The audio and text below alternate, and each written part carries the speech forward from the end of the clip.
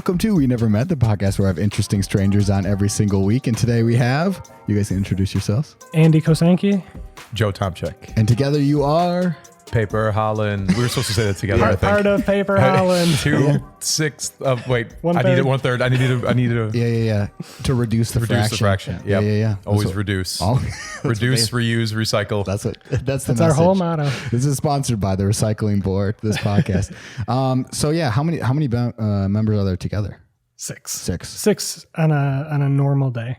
on a normal day. That's a relatively larger band. Yeah. Was that intentional from the beginning, or was there just more dope people that you just wanted to add more? Pretty much that. Yeah. We kept kind of expanding what we were doing on the albums, and then we found people to play that live, and we just liked it and stuck with them. Yeah. So when did you guys meet each other? We met each other in high school. We were probably If you're not if you're not watching this right now, there's a dog on me. She's the host now. Yeah. So let's see if she has any questions. Yeah, we met when we were in high school through a band that I was in. They knew Joe, and we all were skateboarders. Oh, really? We met through you skateboarding. still skate? No, I still bring my board out every now and then and do like a few tricks to just be like, all right.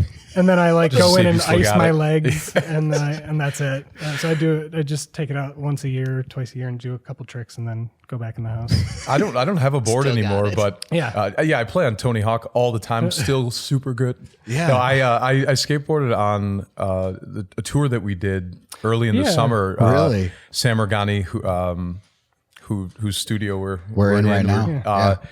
He brought a skateboard on tour. He came on tour with us. Okay. And I skated quite a bit, and Wow. I was super happy that I still had it. I thought I'd lost all of it. What can you do any like really cool tricks? Like, what's the coolest skateboard trick you can do? A manual. That's really cool. I could still do. I think the coolest thing I could still do is probably a varial flip. What does that look like? I'll have to Google it later. It's basically like a kick flip. So the board is doing a 360 sideways, and then it rotates 180 degrees while it's flipping. Is that providing a visual? Yeah. Do you have a tech deck?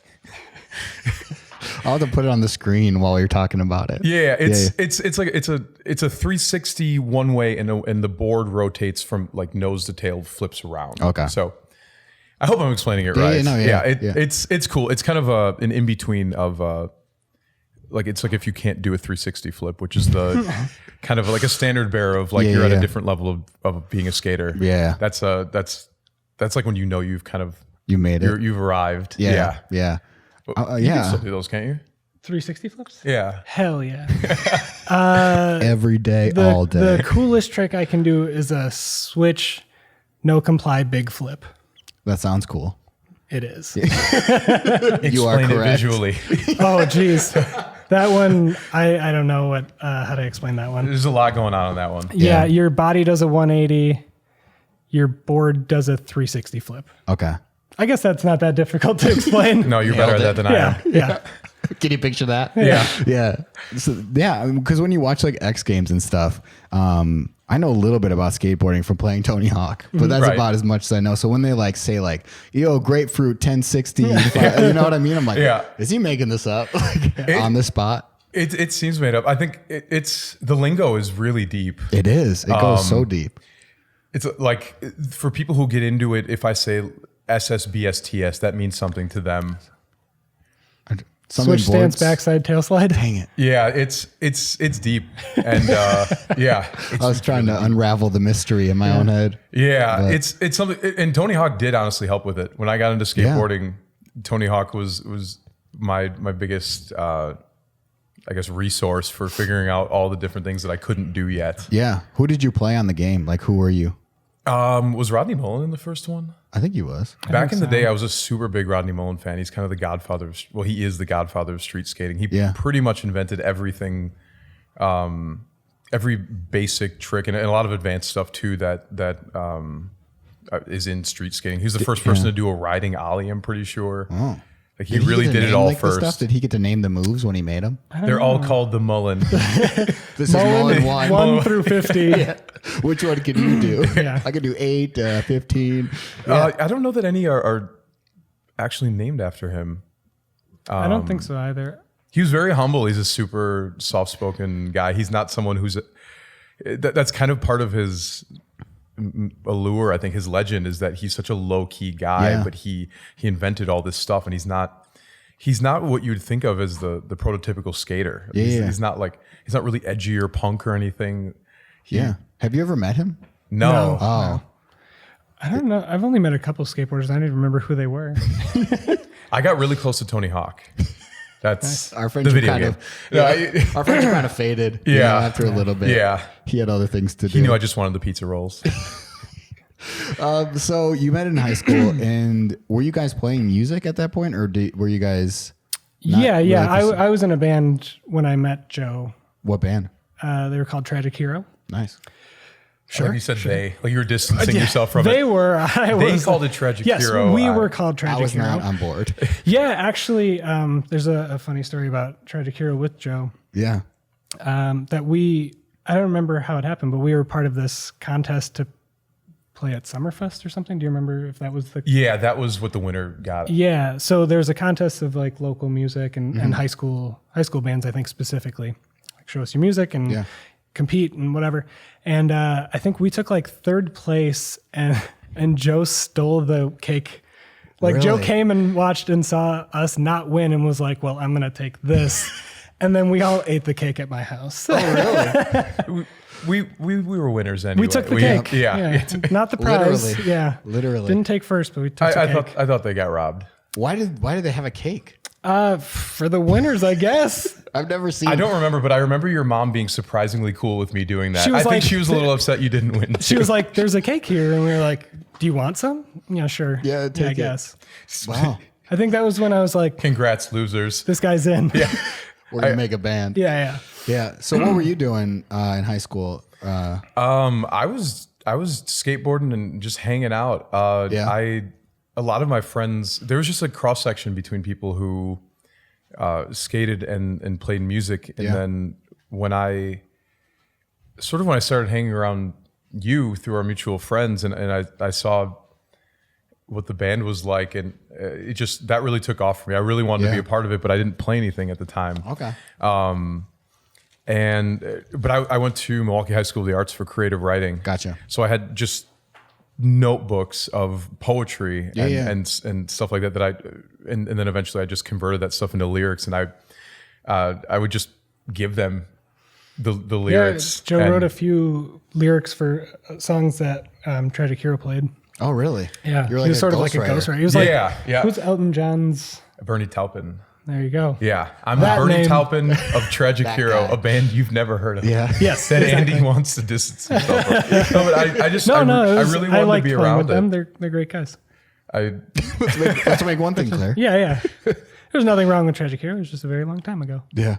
So you were their ghostwriter for some songs. Yeah. Well, I realized that a lot of people struggled with that part of the writing process. Yeah. The words. And I had just so many pages, so many words, notebooks of, so many words, the best words. I was a very, I think, angsty teen more than I even realized. And so I had written a lot, and it was cool to have it used. And that was kind of my foot in the door. Because have you looked back at those now? Like, have you looked back on like what you used to write in high school, like the poetry? A little bit. I remember what some of them were about, and some of them aren't as cringy as you might think. I remember I wrote one about South Shore Park. It was an ode to a park that's in Bayview that we had spent a lot of time in skateboarding, and just a really beautiful place. And so it wasn't all just like I'm misunderstood. It wasn't like just like Lincoln Park and right. It's just the stuff like that was an era. Yeah, it was the Hoobastank, the new metal, just kind of cringy, misunderstood. Yeah, and that stuff was what was popular when we were in high school. But I don't think that my writing at the time reflected that too much. I'm sure there were some. If I went through all of them now, like maybe the ones you didn't get, the ones that were left on the drawing room floor, maybe there's some super cringy ones, but Yeah, I don't know. I was also really into the Doors at the time, so I bet I was trying to get a little out there conceptually. I wrote one about, it's called Red Walls, and I wrote one about the Iraq War. Wow, that's heavy. And yeah, that was going on too. Yeah. I mean, still? There are wars there. Right. Yeah. Yeah. That's your new song. There are wars still. There are wars still. Still? Question mark. It's a ballad. To be continued. Yeah. I think. Well, I knew you were listening. You and a lot of my other friends. I wasn't so into punk, but you were like the only one that wasn't. I really was. Yeah. We would drive around, and they would always be playing Anti-Flag and different punk. I don't even think I know who bands. Anti-Flag is. That's okay. They're a very political punk band. Are they regional? Like, are they from the They're Midwest? from Pittsburgh. Pittsburgh. Okay. Yeah. Yeah, I haven't heard of them. They were very. They were just kind of the most vocal and just direct anti-Bush. I almost said anti-Trump. It feels the same, honestly. But they were just very, very directly, vocally anti-Bush. There was no glossiness on it. Right. It was directly to the point. Yes. Right. Yeah. It's like they would just. I feel like they had merch that was just like fuck Bush or like. Well, that was like I don't remember who it was, but it was like the "Not My President" shirt. Which was famous. it them? It might have been that. I don't remember whose merch it was, but that was like that time. Could have been them. You know, there was. I think it was called like "Rock Against Bush" or something like that. That was like a whole compilation. Yeah, that was back when NoFX put out "War on Errorism" and stuff. There was there's a lot of punk music that was very American anti-George Idiots? Bush. Yeah. Now a Broadway musical. I don't know if it's still on Broadway, but I think it'll so. probably come back even if it's not. Yeah. You know, they all come back. right. Yeah. So we were all Hamilton listening can to. only be there so long. No, that's going to be there forever. Yeah. We were all listening to like more punk music, and Joe was like, "But what about like Modest Mouse and Built to Spill?" What And we were about sad indie music? Get out of here! And Come then, on, like, guys. And then we I all just- slowly came to it. Like, he's right. Oh, I remember making you mix CDs, just trying to like kind That's of. nice. He was courting me musically. Yeah. It was working. Yeah, and the band we ended up in a band together that was also a punk band. It was called Candlelit Murder. Wow. They were called Candlelit Murder. They came up with the name. Actually, a friend came up with it, and that was the name of the band before I was in it. Okay. And as soon as I joined, I kind of wanted to change the name, but I didn't want to ruffle feathers too quickly. Yeah. But I was definitely trying to steer us away from the heavier punk music that they were writing. Yeah. And It didn't work. it didn't work for a long time. Didn't work. It didn't work for the duration of that band. I kind of tried to do a spin-off band with Andy where we would just do acoustic stuff. Okay. It was called Lucky Squares. Oh, nice. Yeah. And definitely a different vibe than Candlelit Murder. Candlelit Murder is intense. It is very intense. What was the music like for Candlelit Murder? Was it like punk sort of stuff? It wasn't super aggressive, but it was more rock. Yeah. Punk. It was faster and. So, were there any band members from these bands that are in your band currently, or is it all different? No, like in Paper Holland right now? Not in the current band. Our bassist, Robbie, is the bassist of Nasty Boys. Oh, yeah. Yeah. Our drummer in Candlelit Murder isn't. Bob I don't think he's playing music currently. anymore. He retired. Yeah. Yeah. Going out on top. He's chilling. So you try to do a side project together. Yeah. It was kind of just me. It was like Joe Really trying to get you to play side together? project. Yeah. And I don't know that we ever. I think we played one show as Lucky Squares. Okay. Did we? Yeah, it was an outdoor show at where was that?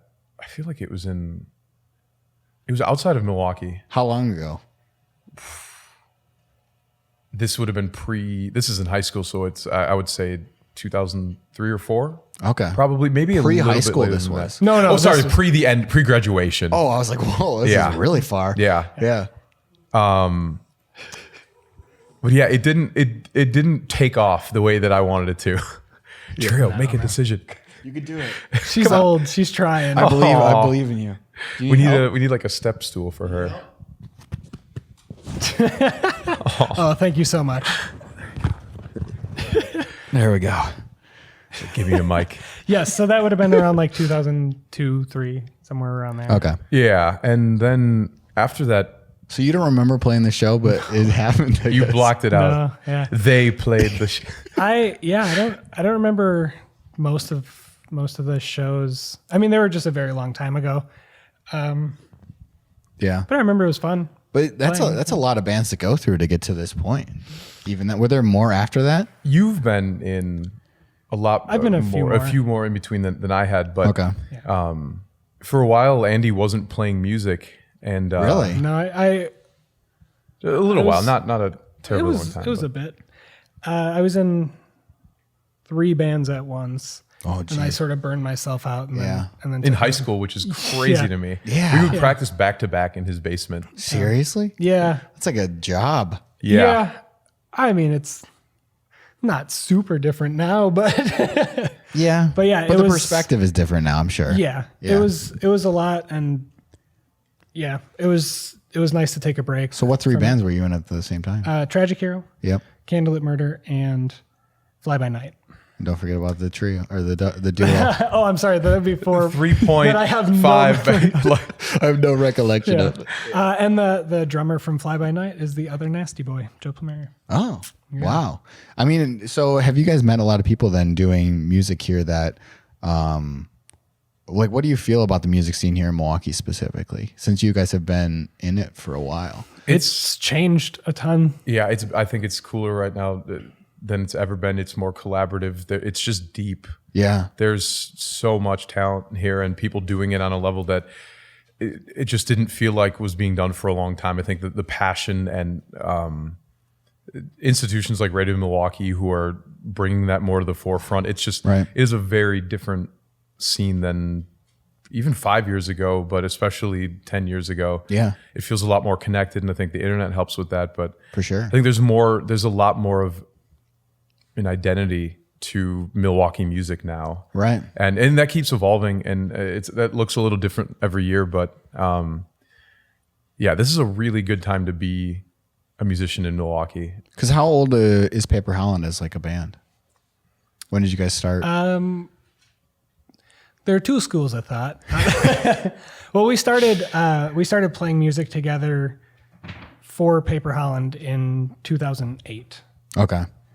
Wow, that's a long time ago. Yeah. Yeah. And that was just primarily just like hanging out occasionally, working on like a song. It wasn't like we're a band, we're gonna play shows. That was me trying to woo you back into music by writing more of it myself instead of because I did, even when we were in a band before that, I didn't play guitar. I wasn't writing the songs on any instrument.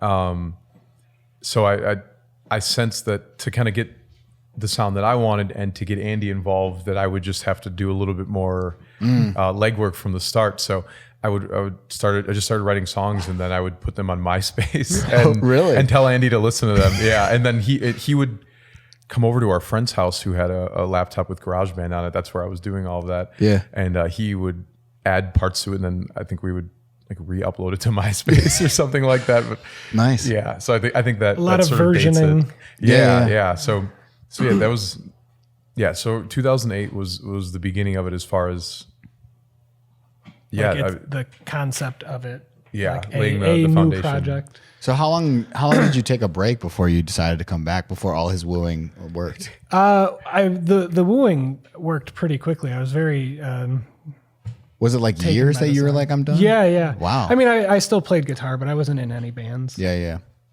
So I would just play guitar at home and that's it. hang out. Yeah. Yeah. Skateboard, play video games, hang out with my now wife. What made you want to come back and play in a band again? Really, the song that he showed me on MySpace. Well, I there was maybe a couple others in between there, but none of them were like really that serious. Songs or bands? Bands. I was going to say the songs were serious. The songs were incredibly serious. No, there were. I played with a few other bands, but none of them were really like my project, or that I really felt like necessarily a key player in. Yeah. I tried to get into those too. I tried to get into one of them. Really? Yeah, I kind of auditioned to be the singer. Oh wow! And didn't get in. Well, so at that point, it was like the band sort of just. It was kind of on the outs anyway, but you had a singer who was just super lazy. I don't know. He just didn't. He wasn't involved. He was sitting down while he was singing. He would only a great showman. It was just like one of those like we're ready to try to go to like another level and he just wasn't there for that. So. Yeah. So it took a long time I was always kind of trying to position myself to just to kind of get to be around to where we for are. playing music. Yeah. But so then Joe recorded what would eventually become the last song on her first album and sent it to me, just kind of like, check this out. And I heard it and I said like, I'm going to be part of whatever this is. Yeah. It's coming out of retirement. Yeah. It's like Jordan. Yeah. I'm going to wear 45 for the first year. Yeah. See what happens. Yeah. So did you learn how to play an instrument then, or in that time, since you primarily were writing songs at the beginning? Yeah, I think I don't know how, but I'd gone on tour with a couple. I'd gone on tour a few times with some friends' bands, and I just honestly watched enough guitar where I felt like after kind of the third time I went on tour with them, which was a very my friend's band. It was a very long tour, and we went to Florida and back, and it was about a month. And I kind of spent every night watching my friend play guitar, and I just picked up on all the shapes he was doing and just kind of progressions, and eventually it just kind of clicked to me, and then I imitated that as much as I could when I got home. And it was still very rudimentary. I think the first song I sent you was like 2 chords. Yeah. But it was good nonetheless. Yeah. I mean, there was no filtering process. It was just like, I thought those 2 chords sounded good together. I recorded some layers over that, did the vocals and lyrics, and all of it was in one night, and then I sent it to him, and I was just ready to go. Wow. I felt like I'd like kind of gone through the training process. I just like kind of absorbed enough, and through the osmosis of that, it was just like, all right, let's do this. So how did the rest of the band get formed after you guys were together? That's sort of where the second school of thought of how long we've been a band Good segue. really comes into play, because like I said, we were just like casually writing songs every now and then. Joe had an idea, I'd come add guitar, but then our friends started a recording studio, and they said, we'll record an album for you for free if you have an album to record. So we were like, we're like, yes, of course we do. Yeah, even for if free. You didn't, let's write some filler. We were like, let's figure out like how to do this. Let's finish a full album and go record it and see what that's like. And that's what turned into Happy Belated. Okay. And I would say that's really, and that took a long time, because we still weren't like, we're gonna be a band that plays shows, and we're gonna we weren't like chasing any ambition or chasing any goals. So once we realized that we wanted to have an album release, and it had just been us 2, that's when like the band formed. We realized, we need a bassist, we need a drummer. How'd you guys find all those people? The drummer was our friend Brian, who recorded the album, is now the drummer in my other band, Flat Teeth. Mm-hmm. And the bassist was Mark, who's our current bassist. Oh, nice. Yeah, he's been with us since our first show. But he's not on the first album, but yeah, he's been there the whole time. And we know Mark through my wife. They went to school together. Okay. So what was that first process of recording an album like? Because was that new to both of you, being in a recording studio and recording a full length? Definitely. Did you have everything prepared before? We recorded some stuff in a basement, like in a guy's basement for Candlelit Murder, and I don't think that ever actually got like finished. So we had gone through like, bring your amps and your drums and set up mics, and like, I'm gonna hit record, and then do it as well as you can. And, But that stuff, I don't think it ever got finished. I don't think it ever. It was to tape. Yeah, so we never it was even expensive. Oh, really? We were in high school. We just didn't have any money. Yeah. So it was kind of it was. So we had gone through the process a little. Although I don't think I did anything for that. I don't think I ever did vocals singing? for that. Yeah. So we had gotten some experience in that, but As far as, seeing a project from start to finish, the Happy Belated was the first one. Yeah. I think. Was it difficult, or like what were some of the challenges of like the first thing that you recorded? Honestly, I struggled with giving up control of it immediately because I had gotten so used to, I only knew at that point recording it myself. Yeah. With Andy's help, of course. But I had already kind of developed this sound and these methods that I liked. And like I wasn't doing stuff to a click track. And I was just dousing everything in reverb. And I being asked multiple times. Right. I really liked the lo-fi sound, and I had a different vision in mind of what I wanted this album to be. Yeah. And then as soon as we started working with other people, I realized that other people just have their own ideas of how things should go.